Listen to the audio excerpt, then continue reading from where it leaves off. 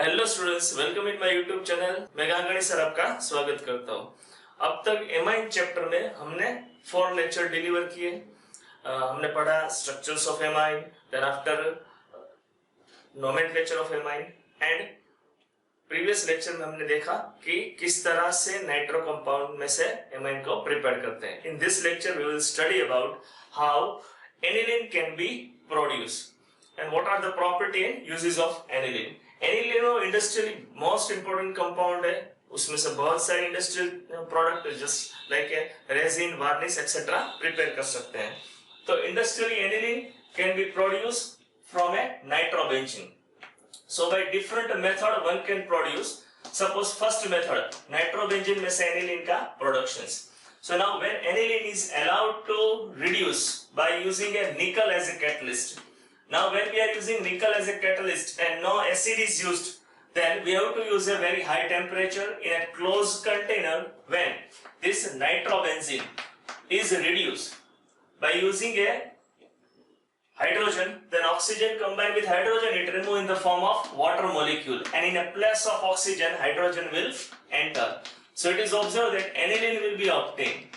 But the drawback of this method, the temperature and energy required is very high. So generally, industrially, aniline is produced by combination of metal with an acid. So by use of this metal with different type of acid, one can produce aniline at a low temperatures comparatively as compared to this method. So now suppose we have a second method of industrial productions. We can use this different type of metal. We have a nitrobenzene, and now nitrobenzene is reduced by using any out of this combination. Generally iron and acid is used as a most favorable, but sometimes tin and HCl also can be used, or sometimes we can use a different type of metal. Any metal we can use, platinum or palladium with this charcoal. So reduction is carried out. So whenever by using this method, metal and acid, nitrobenzene can be reduced, but the product obtained, whatever aniline, it will react with HCl, and when aniline react with HCl, it gives us a anilinium hydrochloride. So whenever we have a use metal with acid, then reduction occurs. Through reduction we are getting aniline, but this aniline will immediately react with a hydrochloric acid, because aniline itself basic in nature, it react with acid, and acid base reaction gives us a salt. So we are getting anilinium hydrochloride.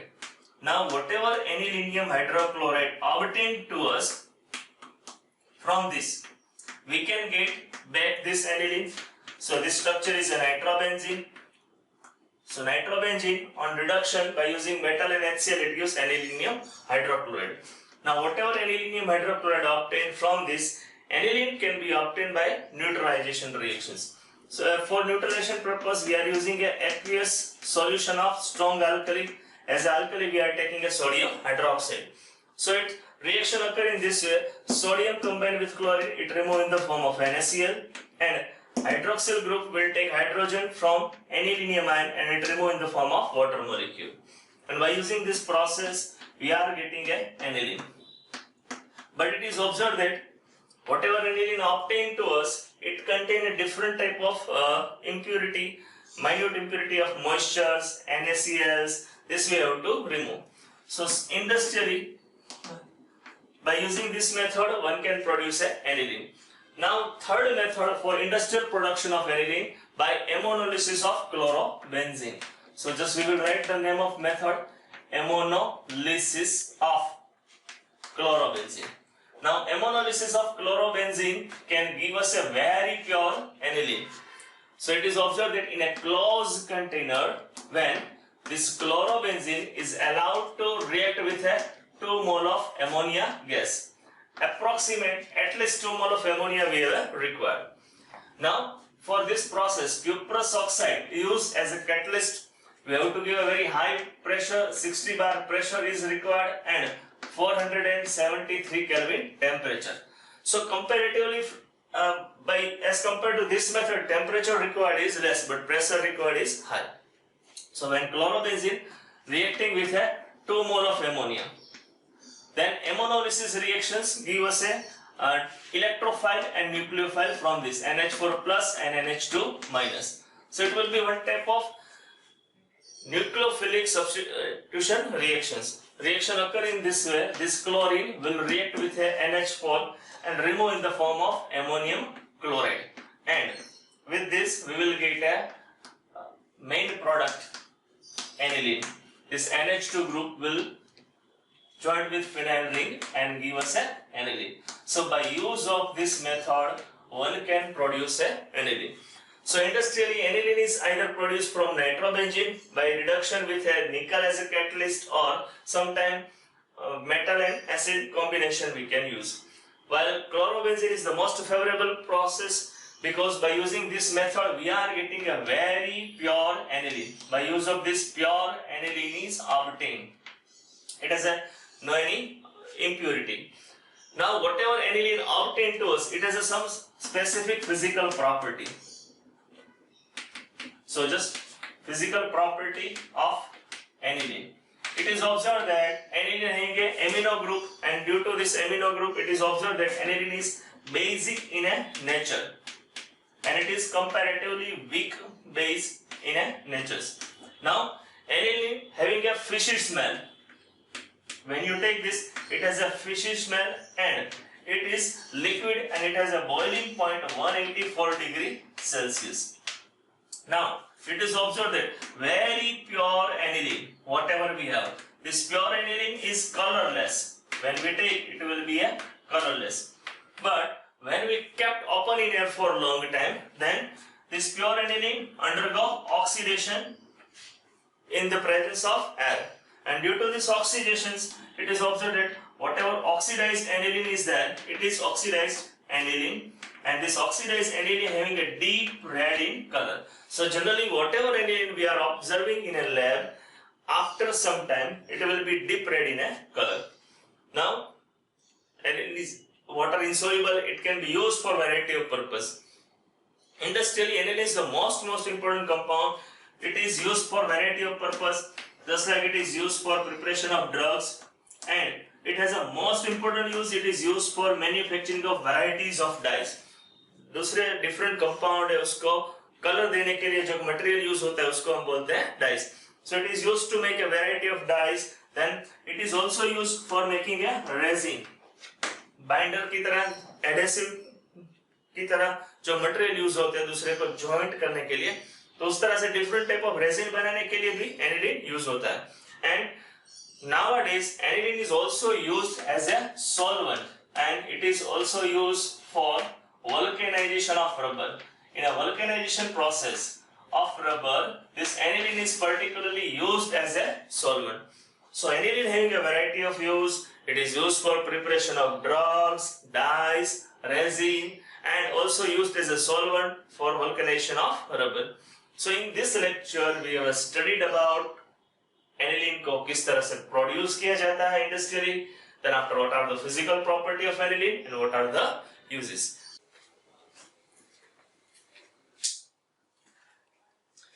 Hello students, welcome in my YouTube. मैं गांगानी sir आपका स्वागत करता हूं. Students, हमने amine chapter start किया. उसमें हमने डायजोटाइजेशन पढ़ा, फिर डायजोनियम कंपाउंड में से बेंजीन डायजोनियम क्लोराइड में से किस तरह से डिफरेंट कंपाउंड प्रिपेयर करते हैं वो भी पढ़ा. सैंडमैन रिएक्शन, गेटरमैन रिएक्शन पढ़ा. आज की क्लास में हम पढ़ने वाले हैं एजो कपलिंग रिएक्शन, यानी द मोस्ट इंपोर्टेंट टॉपिक है. आपको जीनीट में बहुत सारे उसमें से क्वेश्चन पूछे जा चुके हैं, पूछे जाते हैं. तब चलो स्टार्ट करते हैं. एनिलीन है, उसका डायजोटाइजेशन करने के बाद हमें मिलता है बेंजीन डायजोनियम क्लोराइड. जब बेंजीन डायजोनियम क्लोराइड मिलता है, it can react with different compound in different way. Suppose हमारे पास बेंजीन डायजोनियम क्लोराइड है, उसकी रिएक्शन हम लेते हैं फिनॉल के सॉल्यूशन के साथ. Suppose we are reacting benzene diazonium chloride with solution of phenol. Now this solution of phenol we are preparing NaOH. तो इस सॉल्यूशंस की pH है वो 7 से ज्यादा होगी. Now we are carried out this reaction at a low temperature. जब हम लो टेम्परेचर पर रिएक्शन करते हैं तो ये डिकम्पोज नहीं होगा. Benzene diazonium chloride will not decompose, but this two molecule will joint with each other. तो हाइड्रोक्सी की पैरा पोजीशन में ये हाइड्रोजन है। नाउ कपलिंग यानी दोनों मॉलिक्यूल एक दूसरे के साथ ज्वाइंट होते हैं, किस तरह से होंगे? तो फिनॉल की पैरा पोजीशन पर जो हाइड्रोजन है वो इस क्लोरीन के साथ रिएक्ट करेगा, it will remove in the form of HCl। Now when it remove in the form of HCl, ये कार्बन नाइट्रोजन के साथ जुड़ जाएगा और we get this type of structure here. Now nitrogen having a double bond with this nitrogen, then after hydroxyl group containing this structure. Now whatever compound obtained, it is a nothing but a red color dye, so it is also known as a orange red dye, or it is a dark orange color, so we can say it is nothing but a orange dye. अच्छा, इस compound का नाम इस तरह से दे सकते हैं IUPAC name. This part is para-hydroxy, then after azo, then after benzene. So structure का IUPAC नाम हम लिख सकते हैं, this is nothing but para-hydroxy. इसको कहते हैं para-hydroxy azobenzene. So इस तरह से हमें para-hydroxy azobenzene ऑरेंज डाई मिलती है। यदि बेंजीन डायजोनियम क्लोराइड है, उसकी रिएक्शन हम लेते हैं नेप्थॉल के साथ। बीटा नेप्थॉल है, उसका NaOH में सॉल्यूशन प्रिपेयर करेंगे। सो बीटा नेप्थॉल का हमने NaOH में सॉल्यूशन प्रिपेयर किया तो सॉल्यूशन की pH B ग्रेटर देन 7 होगी। सो यह रिएक्शन भी हायर pH पर ही वर्क करता है, pH will be greater than 7। Now this compound is known as a beta नेप्थॉल।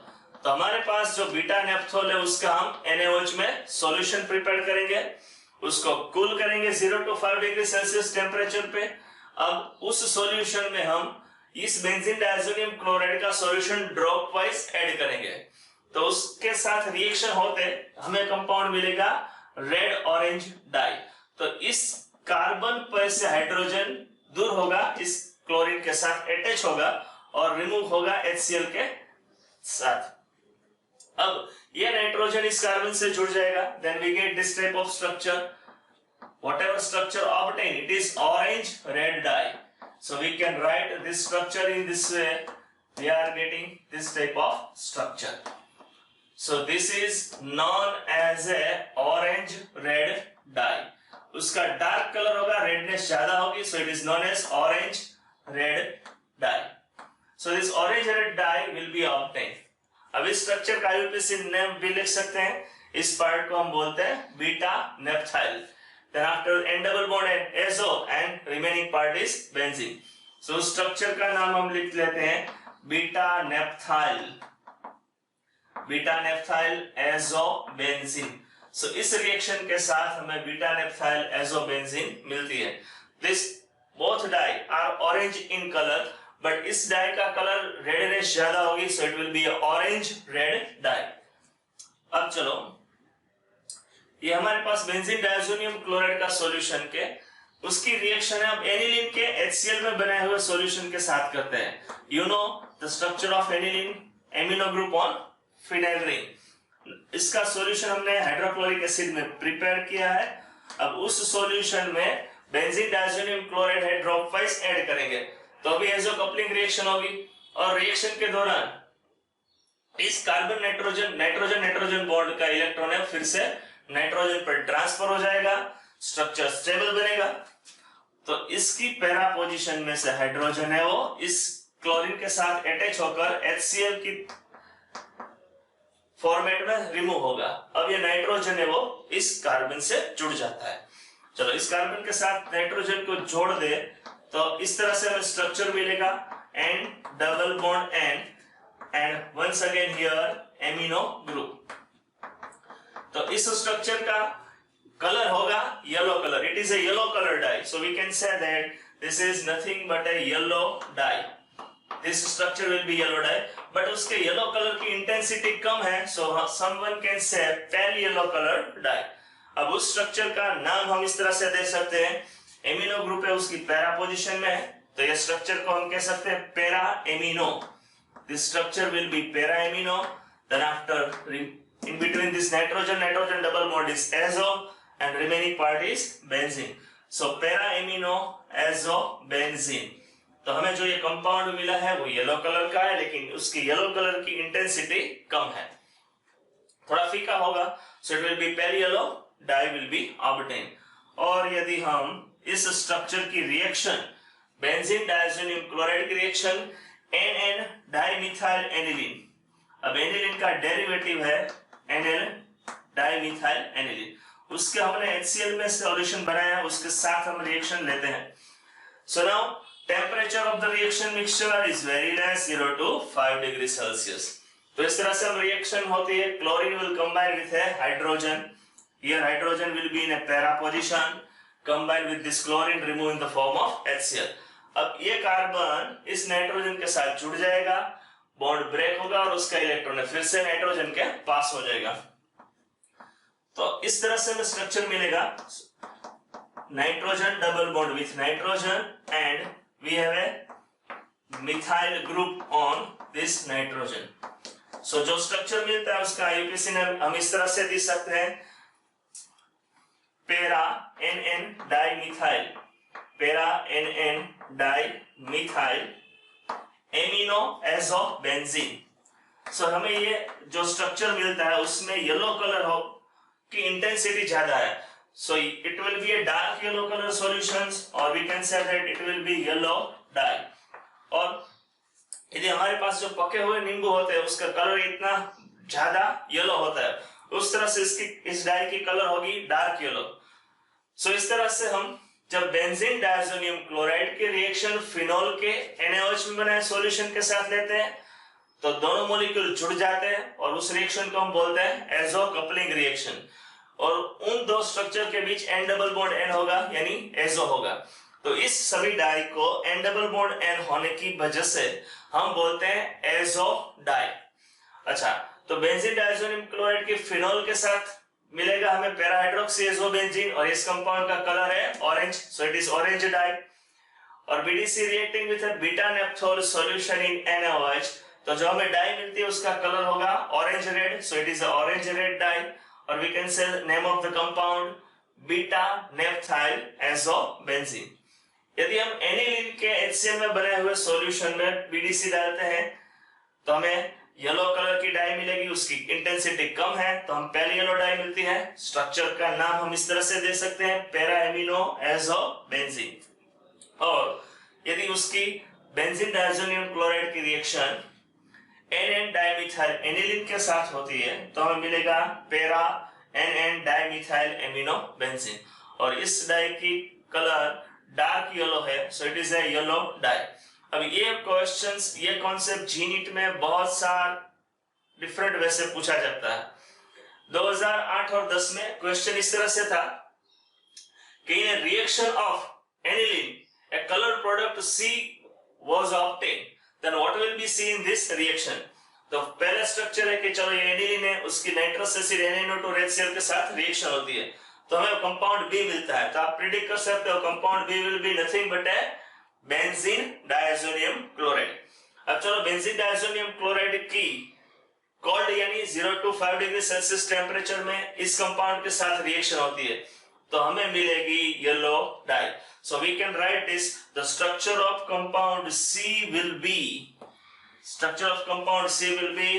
para NN dimethyl amino azo benzene। Yellow die मिलती है उसका स्ट्रक्चर ये होगा। अब PMT 2014 में इन क्वेश्चन इस तरह से पूछा गया था इस पार्ट में से, in the following reaction what will be product A। तो चलो आपको बताना है बेंजीन डायज़ोनियम क्लोराइड है उसकी एनिलीन के साथ एसिडिक मीडियम में रिएक्शन होती है तो हमने पढ़ा कि चलो एसिडिक मीडियम में एनिलीन के साथ रिएक्शन होगी तो हमें येलो डाई मिलेगी, एजो कपलिंग होगा, क्लोरीन है वो हाइड्रोजन के पैरा पोजीशन में से HCl लेकर दूर होगा। तो जो हमें स्ट्रक्चर मिलता है structure A will be this structure, we can write the structure A will be nothing but a para amino azo benzene। सो इस तरह से इनमें से जीनीट में भी आपको बहुत सारे क्वेश्चंस स्ट्रक्चर पर आधारित है या फिर नेम पर आधारित है वो पूछे जाते हैं। और आपको CBSE की एग्जाम में भी ये क्वेश्चन इस तरह से पूछा जाता है कि right A short note on azo coupling reaction, तो फिर आपको ये एनिलीन में से BDC और बीडीसी में से ये सारे प्रोडक्ट किस तरह से प्रिपेयर होते हैं वो बताना है। तो स्टूडेंट्स, आपको मेरा लेक्चर अच्छा लगा तो लाइक करें, शेयर करें और सब्सक्राइब करना मत भूलिएगा। सब्सक्रिप्शन जितने ज्यादा लोग हमारे लेक्चर देखते हैं उससे हमारा हौसला बढ़ता है। Thank you very much. See you in next lecture.